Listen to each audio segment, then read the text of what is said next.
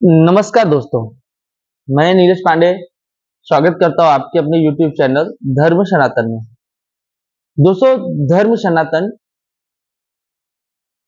सनातन धर्म की जो अनकही अनसुलझी जो बातें हैं, जो रहस्य हैं, यही हम आपके लिए अपने YouTube चैनल पर लाते हैं और आपको दिखाने की कोशिश करते हैं कि कितना महान धर्म है हमारा, जिसे हम सनातन धर्म कहते हैं। दोस्तों, आज जो मैं लेकर आया हूँ, जो कहानी आप लोगों के लिए लेकर आया हूँ, कांवड़िया यात्रा पर बेस्ड है। आप लोगों से निवेदन है कि अगर आप लोग को मेरी ये कहानी अच्छी लगे तो आप लोग हमारे YouTube चैनल के माध्यम से आप लोग एक जुड़िए और एक दूसरे को शेयर कीजिए, क्योंकि सबको पता चले कि सनातन धर्म में जो हम लोग करते हैं, जो हमारे परंपरा है, वो क्या है, मतलब पता तो चले सबको। इसी पे दोस्तों, आपको पता है कि कुछ 15 दिन के बाद से 15-20 दिन बाद सावन यात्रा स्टार्ट हो जाएगी, कांवड़िया यात्रा स्टार्ट हो जाएगी। तो ये यात्रा शुरू कैसे हुई थी और किसने पहली कांवड़ उठाई थी, इसके बारे में मैं आप लोग को थोड़ी सी डिटेल देने की कोशिश करता हूँ। और इसके बाद बताता हूँ कि मैं खुद कांवड़ यात्री हूँ, तो क्या होता है कांवड़ियों में, किस तरीके से की जाती है कांवड़ यात्रा, इन सब चीजों के बारे में आपको बताने की कोशिश करूंगा दोस्तों। तो दोस्तों, तो आइए मिलकर सुनते हैं ये कहानी कि कांवड़ यात्रा की शुरुआत कैसे हुई थी। दोस्तों, कांवड़ यात्रा कहते हैं, दो कहानियां यहाँ पर अक्सर हमें सुनाई जाती हैं। पहली कहानी इस प्रकार है कि जब समुद्र मंथन हुआ था, उस समय पे जो विष निकला था, उसे भगवान भोलेनाथ ने उसे पिया था, क्योंकि वो विष अगर धरती पर गिर जाता तो पूरी धरती बंजर हो जाती, मनुष्य पशु पक्षी सबका नाश हो जाता। तो इसीलिए जो है भगवान भोलेनाथ ने इस विष को ग्रहण किया, यानी उसे पी लिया। लेकिन जब उन्होंने विष पिया तो उनके शरीर का जो तापमान है, ये बहुत अधिक बढ़ने लगा, यानी तापमान बढ़ गया, मतलब यानी जैसे कहते हैं ना, बॉडी में गर्मी बहुत ज्यादा होने लगी। तो उस समय पे क्या किया जाए, किसी को कुछ समझ में नहीं आ रहा था। तो भगवान परशुराम जो थे, हालांकि हमारे वंशज हैं, इसलिए हम उनको ज्यादा मानते हैं। तो उन्होंने क्या किया कि उस समय पे जो गंगा जल है, वो गंगा जल हरिद्वार से गंगा जल लेकर और भगवान भोलेनाथ को समर्पित किया, यानी उन्हें पीने के लिए दिया। और इसके बाद में उनके शरीर का तापमान कम हो, इसलिए उनके जो है गंगा जल उनके ऊपर डालना शुरू किया। हालांकि इससे फायदा हुआ कि उनके शरीर का तापमान भी घटा और जो जल पिया तो उससे भी उनको राहत मिली। तो वो जो आनंद की अनुभूति होती है ना दोस्तों, यही है कांवड़ यात्रा। एक कहानी ये होती है। दूसरी कहानी ये आती है कि जब रावण के परिश्रम से, यानी जब रावण ने भगवान भोलेनाथ की पूजा की, अर्चना की, तो उनसे कहा कि मैं आपको श्रीलंका, यानी आज का जो लंका है, श्रीलंका है, वो पहले लंका हुआ करती थी कहते हैं, वहां ले जाना चाहता था अपने महल में। अगर वो वहां चले जाते तो फिर यहाँ क्या होता, यानी कैलाश पर्वत पे। तो भगवान विष्णु जो है, वो एक बौने रूप में वहां आते हैं और उसी समय पे रावण को लघु शंका आई हुई थी। आई तो उसने रावण ने एक बोने, जो बोने आदमी होते हैं जो छोटे, इसी रूप में आए हुए थे, तो उनको कहा कि एक मिनट आप कुछ समय के लिए इसे पकड़िए, मैं लघु शंका कर लूं। तो कहते हैं कि उसी समय पे जब रावण चले गया, तो भगवान विष्णु ने क्या किया, उनकी जो लघु शंका थी वो इतनी बढ़ा दी कि उन्हें आने में टाइम लग गया। और यहाँ पे जो विष्णु भगवान थे, उन्होंने तुरंत जो है कहा कि अब मुझसे संभाला नहीं जा रहा है, इसलिए मैं यहीं रख दे रहा हूँ। और शंकर भगवान ने ये कहा था, जहां तुम रखोगे मैं वहीं के लिए हो जाऊंगा, इसके बाद मैं कहीं आगे नहीं जा पाऊंगा, ये रावण को बताया था। लेकिन रावण को आने में लेट हुआ, तो भगवान जो विष्णु थे, बौना रूप में थे, उन्होंने उनको वहीं पर स्थापित कर दिया, यानी वहीं रख दिया, और भगवान भोलेनाथ वहीं स्थापित हो गए। अब रावण पूजा कैसे करे, तो रावण, अब उस जगह पे तो जंगल का इलाका, तो रावण ने क्या किया, कुछ फूल लेकर आया और बगल में ही गंगा जी बह रही थी, तो गंगा जी का पानी लाके शंकर जी पे समर्पित कर दिया। कहते हैं ये भी एक कांवड़ का रूप होता है। लेकिन इसमें जो सबसे ओरिजिनल सच्चाई होती है, ये होता है, माना जाता है कि भाई परशुराम भगवान ने जो कांवड़ यात्रा की थी, वही ओरिजिनल यात्रा थी। इसके बाद में अलग-अलग राज्य में अलग-अलग लोग कहानियाँ सुनाते हैं, लेकिन जो कहानी हमने सुनी है, वही कहानी मैं आपको बताने की कोशिश किया। दोस्तों, जो कांवड़ यात्रा होती है ना, जब ये आप लोग मैंने अगर आपने नहीं देखी हो तो मेरी पिछली वीडियो में भी जाइए, वहाँ पे आप देख सकते हैं कि मैंने आपको बताया कि कांवड़ यात्रा कैसे की जाती है, फिर कांवड़ यात्रा में कितने खर्च होते हैं। तो दोस्तों, ये जो खर्च होते हैं, देखिए जहाँ पे धर्म की बात है वहाँ खर्चा नहीं देखा जाता। और हकीकत बोलूँ, हमने भी इतने साल से कांवड़ यात्रा की, हमने कभी खर्चे को लेके हमने किया नहीं। हमारे पास 1000 रुपए भी है तो भी हमने कांवड़ यात्रा की। सारी व्यवस्थाएं अपने आप हो जाती है। अगर जब आप एक बार कांवड़ उठा के आप चलने की कोशिश करेंगे, तो आपको सारी व्यवस्था ऑटोमेटिकली होती रहती है। ये रास्तों में खाने की समस्या है, वो भी सॉल्व हो जाएगी। कोई भी आपको कांवड़ यात्री जो रहेगा वो आपको खिलाने के लिए तैयार है, अगर आप बस एक बार उनको कह दें। या फिर अगर आप वहाँ बैठे हैं तो वो खुद ही पूछते हैं कि बम जी कुछ खाएंगे आप? तो खाने की समस्या वहाँ पे समाप्त हो जाती है। और हमें चाहिए ही क्या? हमें कोई ज़रूरत नहीं किसी से कुछ लेने देने की। जो भी है वहाँ व्यवस्था हो जाती है। दोस्तों, जब मैं पहली बार कांवड़ यात्रा कर रहा था, थोड़ी वीडियो लंबी होगी तो माफ़ कीजिएगा।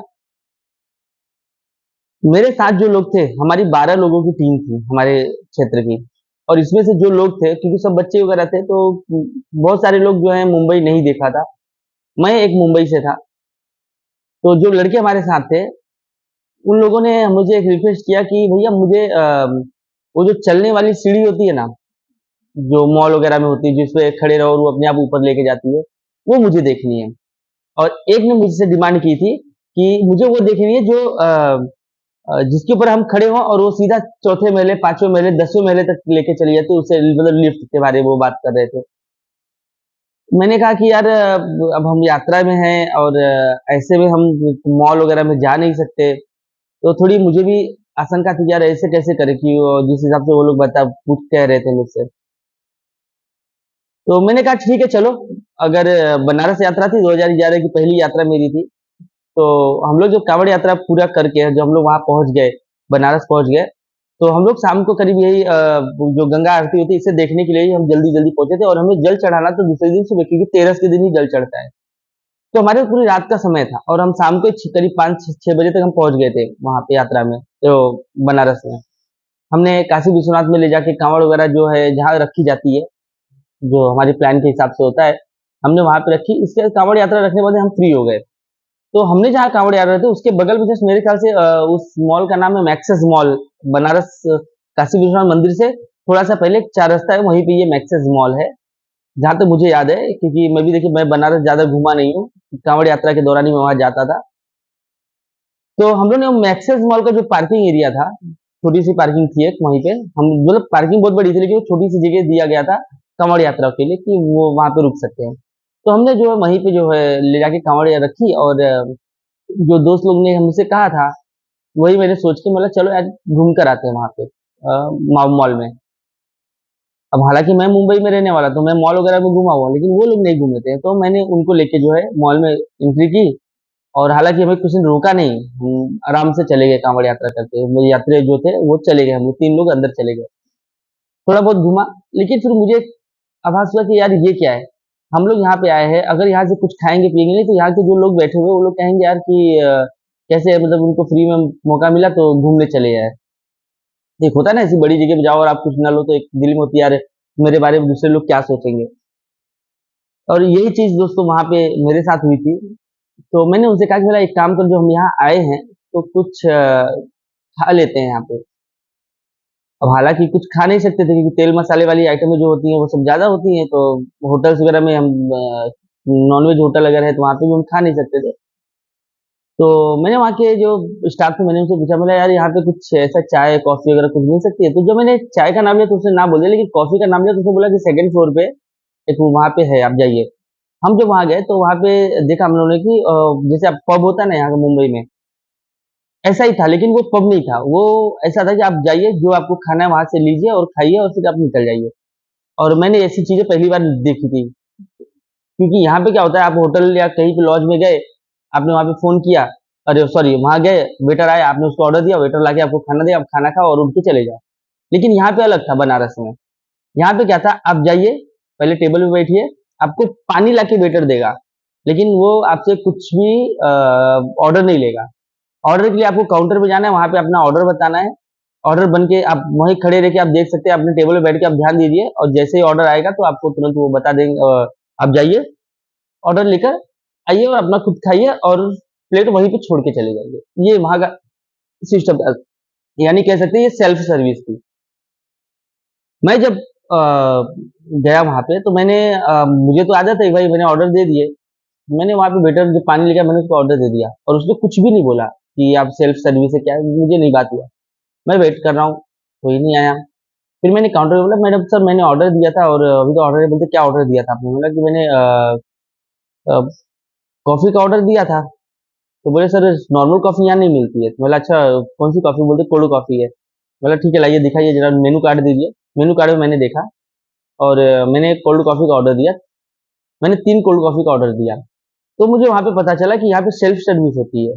तो मुझे अभी अच्छा ये भी ऐसी भी कोई सर्विस होती है? बोलते सर यहाँ पे बनारस में यही सर्विस होती है, आप ऐसे मतलब नहीं होता है। तो मैं मतलब सॉरी यार मेरी गलती हो गई, मैंने इस तरीके से किया। कोल्ड कॉफ़ी आई, एक कोल्ड कॉफ़ी की जो वैल्यू थी उस समय, वहाँ जो रेट था मेरे ख्याल से करीब मेरा 280 रुपया आया था 3 कॉफ़ी का। तो आप समझ सकते हैं कि क्या रहेगा। तो जो मेरे दोस्त लोग थे उन्होंने, अब वो सब गाँव वाले, तो उसने कहा कि यार कौन सी कॉफ़ी हमने पी कि इतना महँगा आ गया? क्या उसमें सोना डाला हुआ था? मैंने नहीं भाई कोल्ड कॉफ़ी है, ये ऐसी ही आती है, क्योंकि मुंबई में भी तो लमसम 100 रुपए के आसपास थी, 100 120 रुपए की। कहते यार मतलब इतना महँगा, ये हमको नुकसान हो गया। मतलब क्या नुकसान हो गया? कौन सा पैसा तुमने दिया? पैसा तो मैंने दिया था। तो ऐसे ही दोस्तों वहाँ पे करते-करते कुछ लोग थे जो मेरे ख्याल से बड़े घर के लड़के होंगे। वो लोग हमारी तरफ देख रहे थे, बार-बार हमको देख रहे थे और हमें हमारे ऊपर कमेंट कर रहे थे, हमें हँस रहे थे। मुझे आया गुस्सा, मैं पहुँचा, मैंने बोला बोला क्या है भाई आपको क्या तकलीफ है? क्यों हमें देख के हँस रहे हो? कहते देख रहे हैं आप लोग बाबा जी हैं और होटल में आके आप लोग खाना खा रहे हैं, खाने के लिए बैठे हैं। हमने कहा दोस्तों, मैंने उनसे कहा बोला दोस्त देख बात बरोबर है, हमें नहीं आना चाहिए था। कुछ ऐसी बातें भी होती है जो कि हमें आना पड़ा, और आए भी तो हमने सिर्फ कोल्ड कॉफ़ी पिया, बाकी कुछ हमने खाया नहीं, तेल मसाले वगैरह हम लोग खाते नहीं।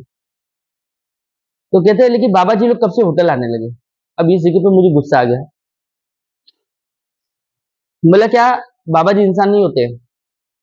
कहते नहीं होते हैं, लेकिन इतने महँगे रेस्टोरेंट में और आके बाबा जी लोग चाय नाश्ता करें या खाना खाएँ तो ये थोड़ा-सा दिखने में अलग लगता है। मैंने उसको एक बात बोली, बोला देख मेरी उम्र 18 साल है। मैंने उसको बताया, ऐसे ही मैंने बोला था, बोला मेरी उम्र 18 साल है। मैं कौन हूँ तुमको पता है? कहते नहीं, बाबा जी हो। हम कहा दोस्त हम बाबा जी नहीं है।